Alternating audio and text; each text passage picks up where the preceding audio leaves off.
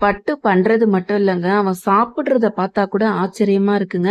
நாங்க 13 வருஷமா ஒரு லேப் வளர்க்குறோம். அது பேரு சாரா. ஆனா ஒரே ஒரு பழம் சாப்பிட்டு கூட இதுவரைக்கும் நான் பார்த்ததே இல்லங்க. உங்க பட்டு என்ன பழம் குடுத்தாலும் சாப்பிடுறான்னு கேட்டீங்க. இது வந்து நேந்திரம் பழங்க. பார்க்க தான் அப்படி இருக்கு. ஆனா உள்ள வந்து ஃப்ரெஷ்ஷா தான் இருக்கு. இப்ப வாங்கிட்டு வந்தது தான். எங்களுக்கு வாங்கிட்டு வரோம் இல்ல அப்படின்னா, அவனுக்கும் கண்டிப்பா ஒண்ணு குடுத்துருவோம். ஏன்னா நாங்க பிள்ளைங்க எப்படி சாப்பிடுறாங்களோ அந்த மாரி இவனும் சாப்பிடுவான். முட்டை தான் இருக்கணும், சிக்கன் தான் இருக்கணும் அப்படின்னு என்னைக்குமே அவன் வந்து சாப்பிடாம இருந்ததே இல்லங்க. என்ன சாதத்துல ஒரு வாழைப்பழம் மிக்ஸ் பண்ணி வச்சா கூட சாப்பிட்டு படுத்துப்பான். எங்கள அந்த விதத்துல எதுவுமே அவன் தொல்ல குடுக்க மாட்டான்.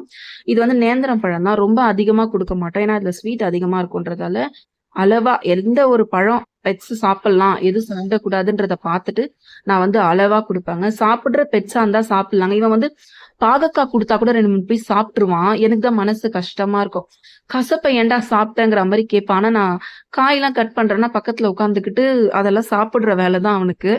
அவனே விரும்பி சாப்பிடும்போது எது குடுக்கலாம், எது குடுக்கக்கூடாதுன்னும்போது, குடுக்கக்கூடாததெல்லாம் அவாய்ட் பண்ணிட்டு, என்னென்னலாம் குடுக்கலாமோ இப்ப சம்மர் வேற, அதனால அவனுக்கு வெள்ளரிக்கா, வாழைப்பழம், அப்புறம் என்னென்ன கேட்கறானோ, அவன் சாப்பிடுறானோ, நாங்க குடுத்துருவோங்க. உங்க பெட்ஸ் சாப்பிடுவாங்களா இல்லன்னு கமெண்ட்ல மறக்காம